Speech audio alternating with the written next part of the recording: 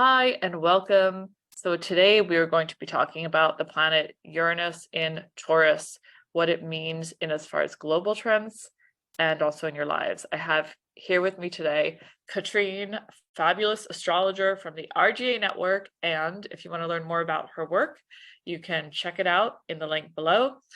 I highly recommend Katrine, and I thought who better to talk about the planet Uranus than also the astrologer who's in the middle of a Uranus transit herself right now. So I really enjoy Katrine's takes on things, especially when she talks about global trends, socioeconomic, political cycles too, as well as the energy of a Uranus transit in your personal life. So certainly the Earth is going through its own revolution right now. Katrine, I'll let you take it away from here. Really excited to hear about this. Thank you. Yeah, I'm super excited about Uranus, and as a Taurus sun myself, I'm certainly experiencing it rather directly right now.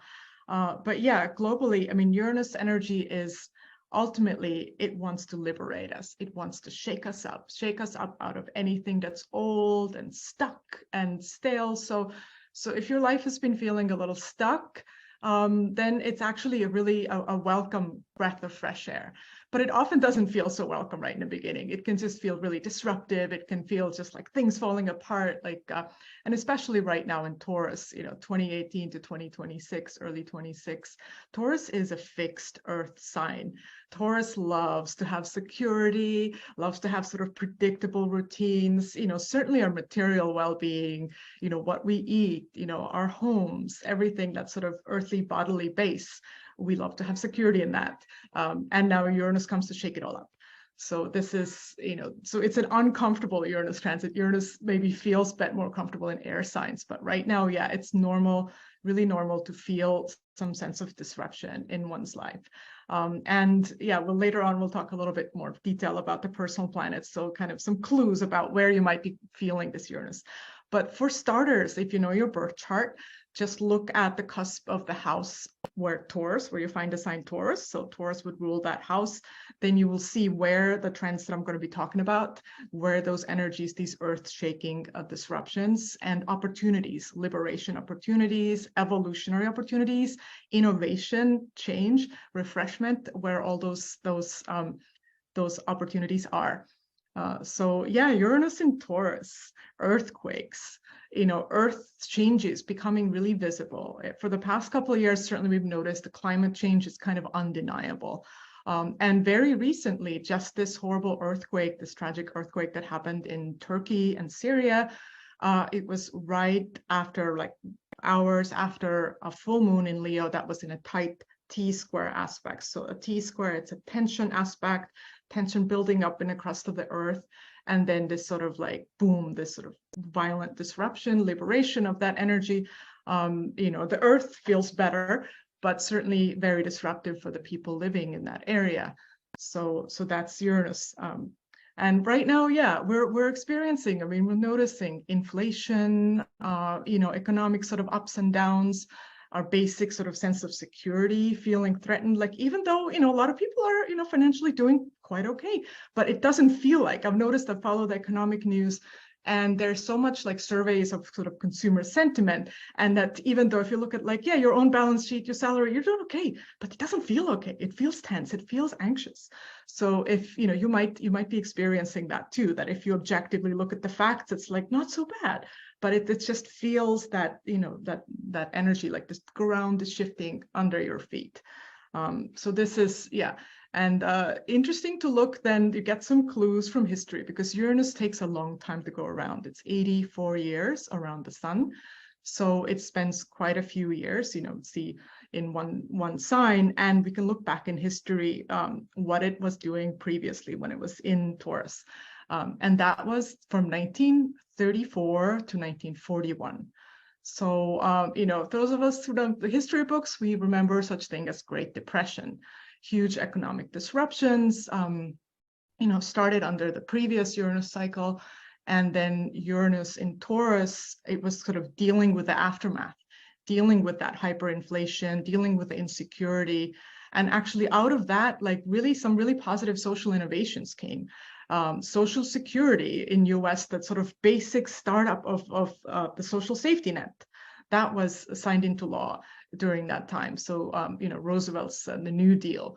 So people were experiencing a lot of insecurity, and the heads of government actually realized that, well, we need to deal with this. We need to kind of create some basic security, some basic kind of safety net. So certainly, we've seen now all kinds of talk too about like ideas of like, universal basic income and some sorts of social supports. And certainly during the pandemic, which was like, well, in that Uranus Taurus current environment, there were social experiments. There were those pandemic stimulus checks that were kind of a form of temporary, universal basic income that got sent out to almost everybody.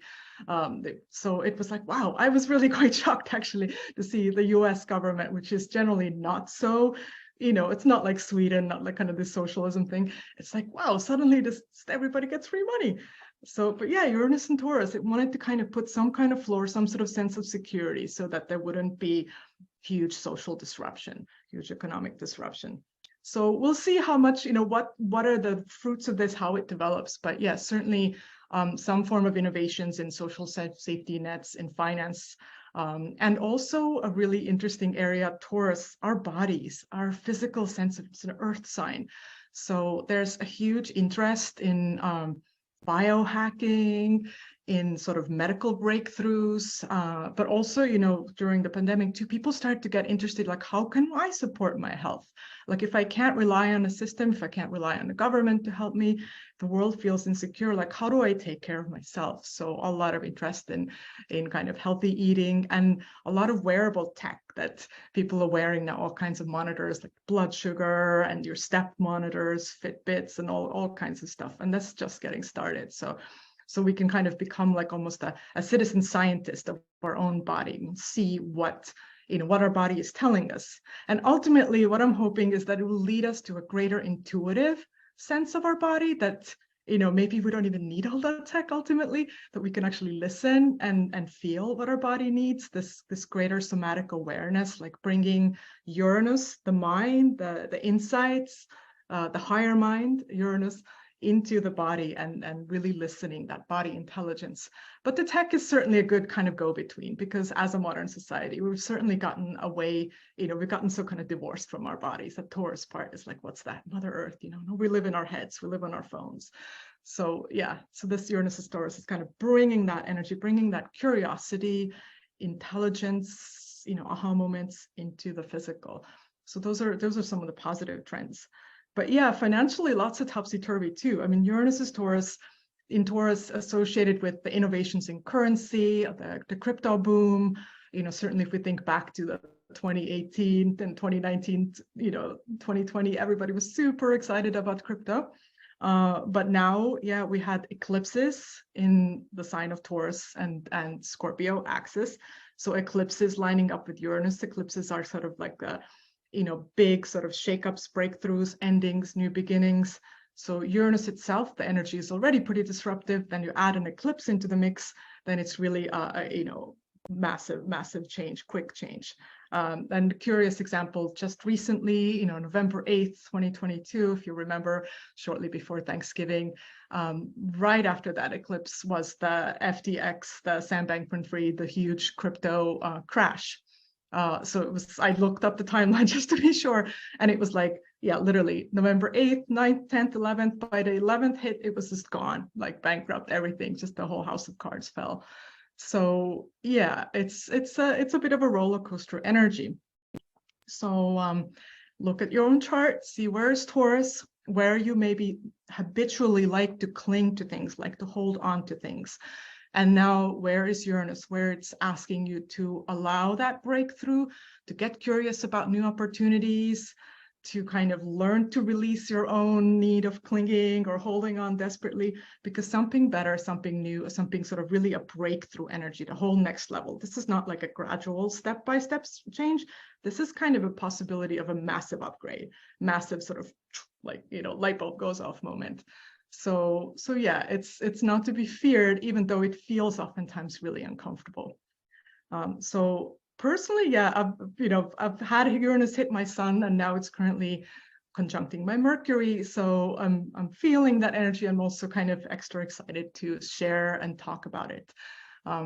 So I've figured, since if some of you, especially the fixed signs, let's say if you have any close planets, the sun, moon, Mercury, Venus, rising sign perhaps in Taurus or in Scorpio or in Leo or in Aquarius, those are the fixed signs. So those are feeling the Uranian influence more sharply, more intensely. It comes either, in a conjunction or kind of a square, that tense aspect, that earthquake aspect, or an opposition where it may feel that someone in your life is acting really disruptive, is kind of throwing up your routine, and it's throwing your life into a whole chaos, where chaos feels like it's coming from the outside. So I was, going to go through a little bit about the energies of how Uranus may interact with the personal planets and how to kind of, how to find the gift in it, even though, yeah, it may just feel not that fun.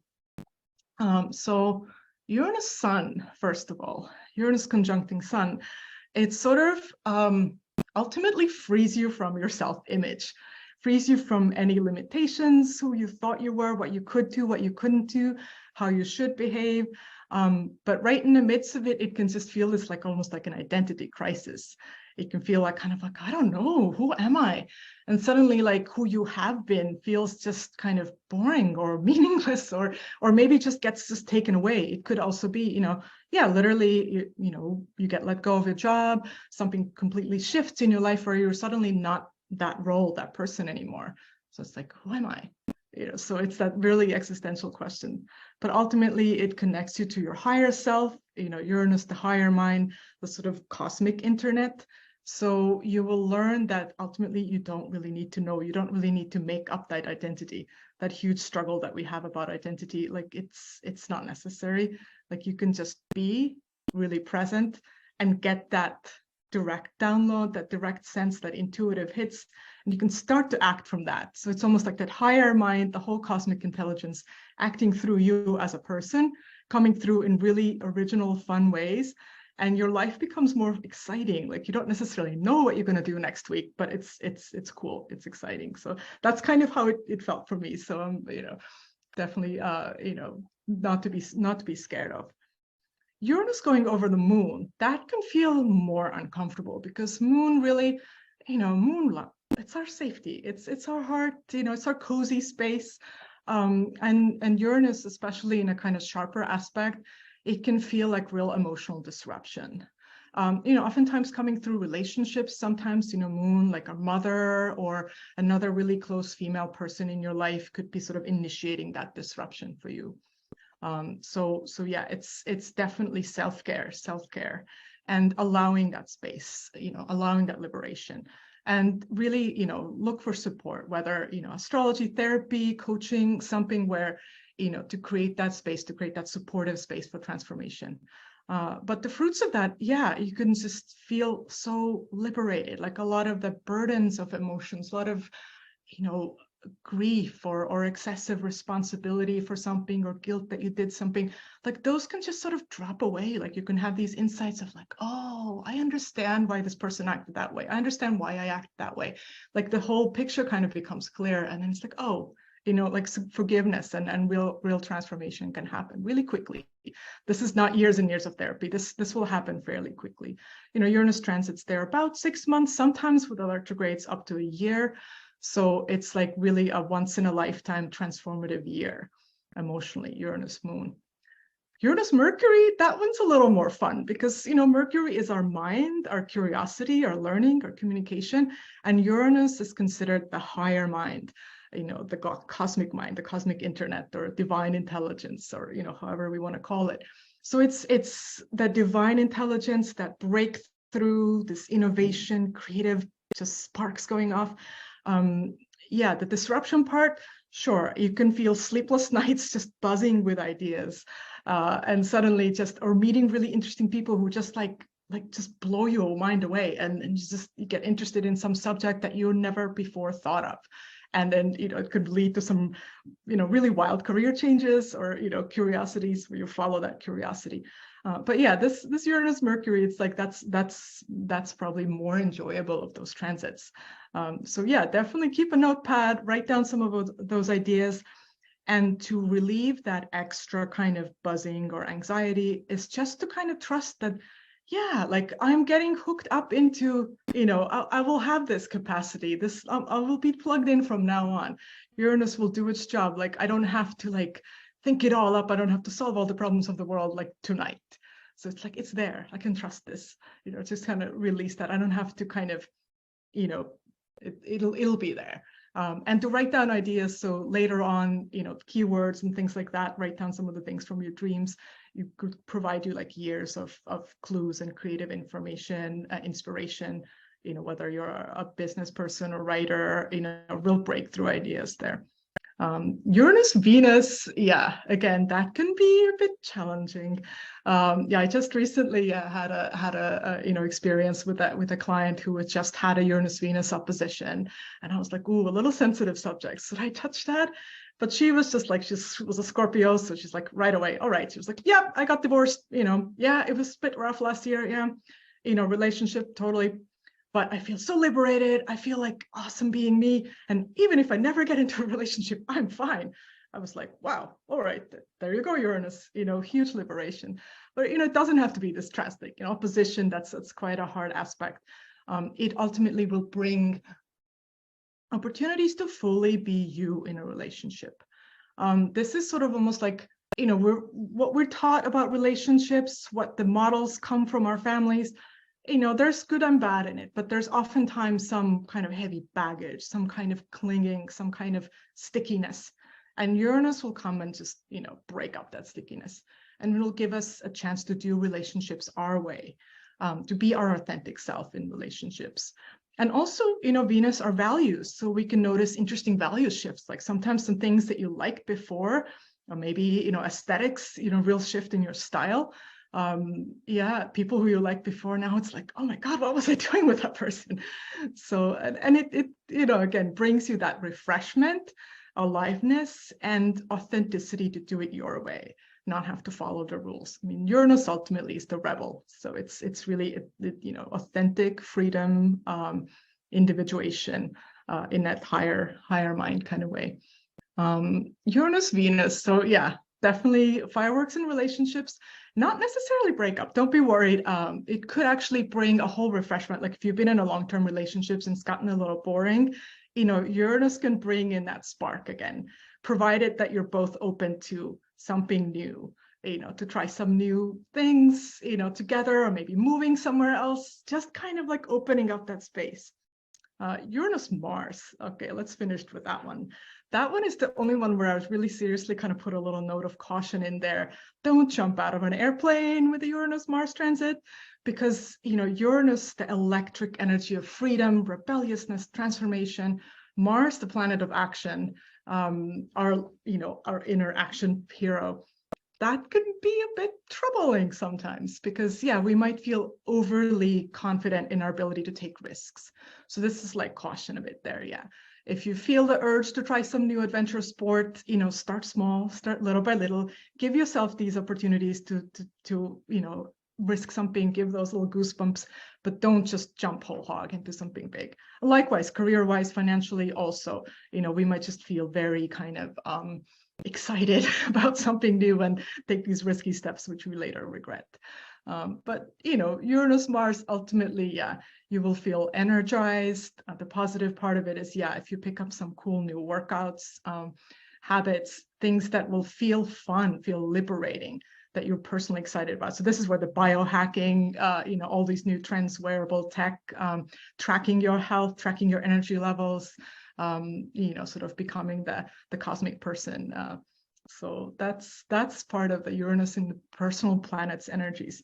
So if you're feeling any of those, if you're feeling kind of extra risky, or if you're feeling like, oh my goodness, my relationships are all just, up and down, an earthquake happening in my relationships, or if you just feel like, the Uranus Mercury vibe, it's like, oh my God, I can't sleep. I have so many ideas, or I'm anxious. Like, what am I going to do? So many choices.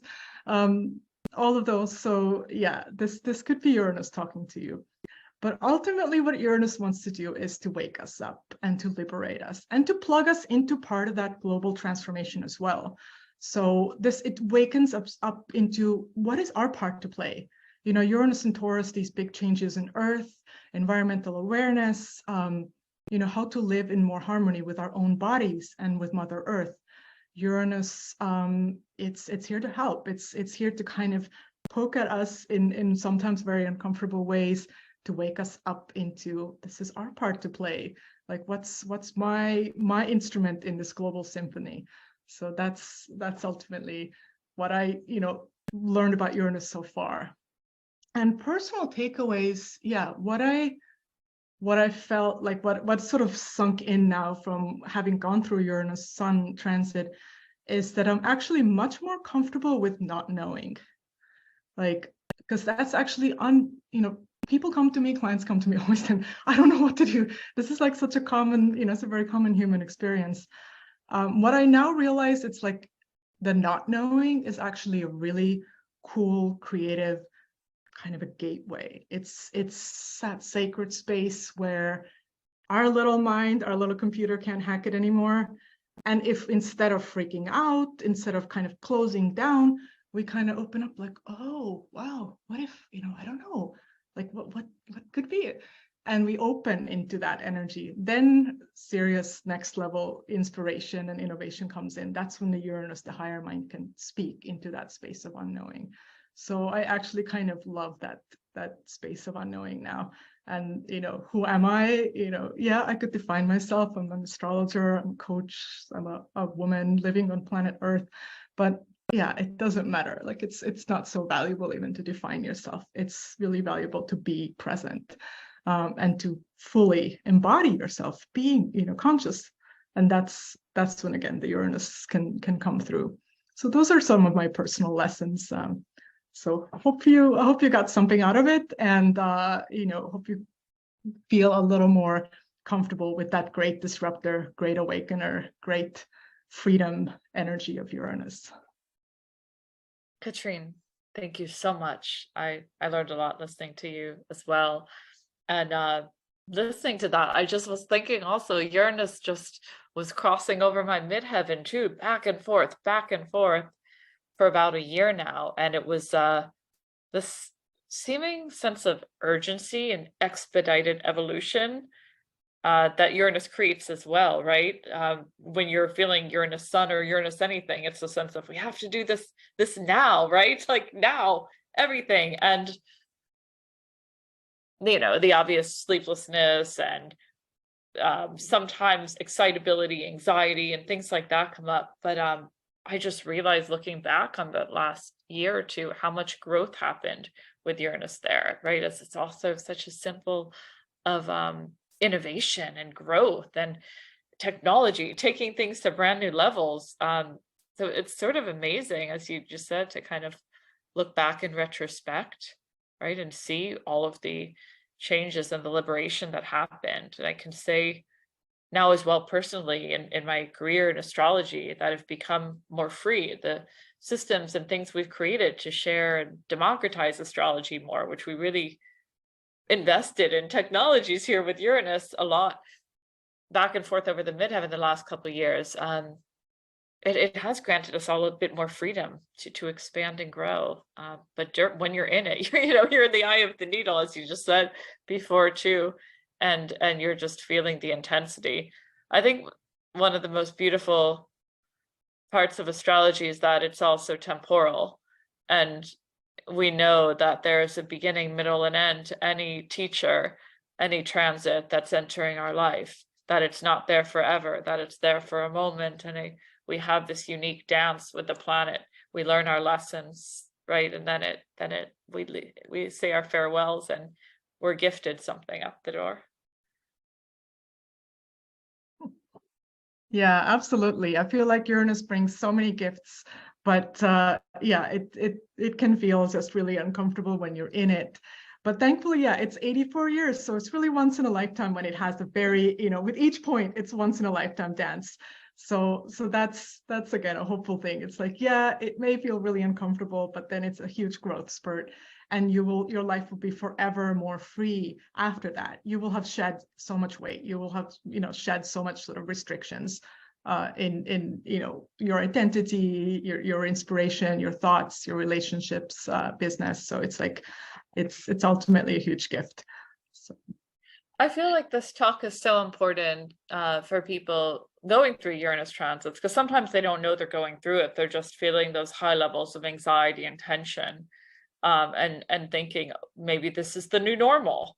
A lot of clients call us when they're in that state, or they book the sessions in those moments when they're thinking, what is happening to me? Some people are even thinking, should I be on meds? Am I going nuts? And that they're having these thoughts. Meanwhile, it's a Uranus transit that really kind of sounds like it expands. It's like putting 3,000 volts into a circuit that can hold 300, and it kind of feels like it blows the circuits for a minute, but then you start developing new neural pathways and you grow into it. At least that's how I felt in it. At first it kind of blows the circuits, then you're like, okay, I got this. You start to expand into the new space.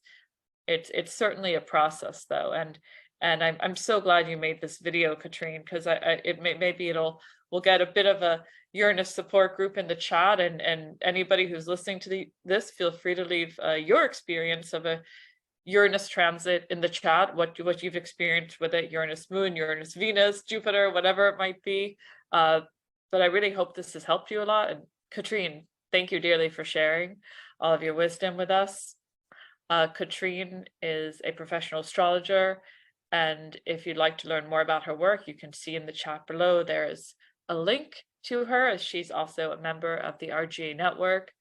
Katrine, it's an honor to have you here for this talk. Thank you again for sharing. Thank you.